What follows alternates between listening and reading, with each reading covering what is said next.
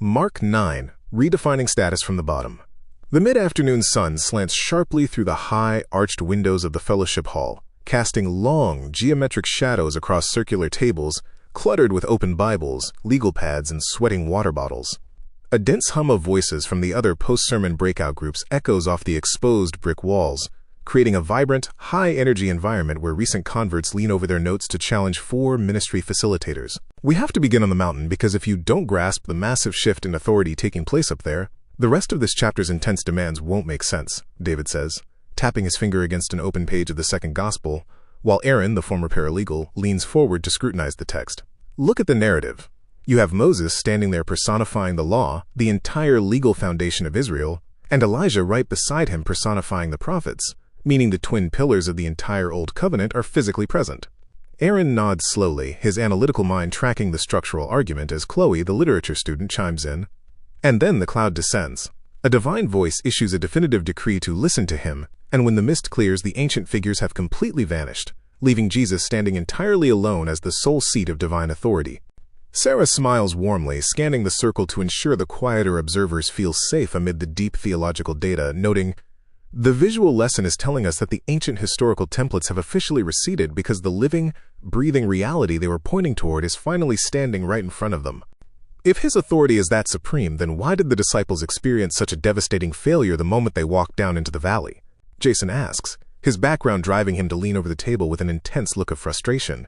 The disciples had successfully cast out spirits before, but they hit a total wall trying to deliver that mute boy, and I want to know why their attempts failed so badly. Nathan leans back in his oak chair, a calm smile breaking across his face as he looks at Rachel, who had been anxiously tracking the clinical details of the father's household crisis. Jason, you're looking for a simple, repetitive formula, but Jesus' diagnosis shows they were treating a live spiritual dynamic like an automatic ritual. This wasn't a surface-level mistake, but a deep-seated spiritual stronghold that required ongoing, active dependency on God through prayer, rather than relying on their past successes. Rachel sighs with visible relief, her protective maternal instincts absorbing the answer, murmuring, "So it wasn't that God's power was broken, but that the disciples were trying to operate on autopilot without maintaining a live, relational connection to the Father."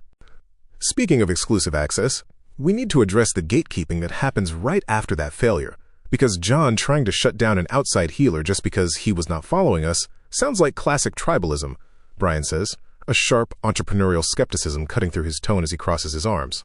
It's a monopoly play, trying to protect their special status when someone outside their official circle is actually helping real people.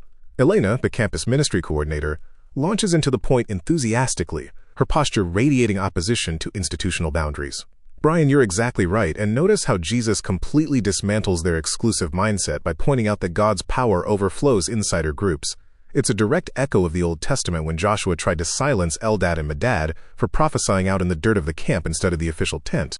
Sam looks up, his introverted hesitation melting away as he realizes his own quiet faith has a home, watching Elena conclude, "Divine grace will always overflow whatever artificial boundaries insiders try to build to protect their status." But how do we survive the intense friction of the community rules that follow if we aren't protected by a rigid structure? Luis asks, his voice raw and noticeably rattled by the severe warnings regarding millstones, unquenched fires, and self-amputation. When the text starts talking about cutting off hands and gouging out eyes, it sounds less like a community of grace and more like total rejection. Valerie watches the group dynamic closely, analyzing the conflict before Sarah steps in to anchor the safety of the room. Luis, those extreme metaphors aren't a threat of expulsion from God. They are radical protective boundaries designed to isolate sin before it ruins the peace of the whole community. David nods in alignment, pointing to the final lines on the page to resolve the tension. Exactly, because the salt Jesus commands us to maintain within ourselves is the ancient symbol of purity and covenant faithfulness. It's an absolute requirement that we sacrifice our own pride so that true, loving peace can actually function between us in the real world.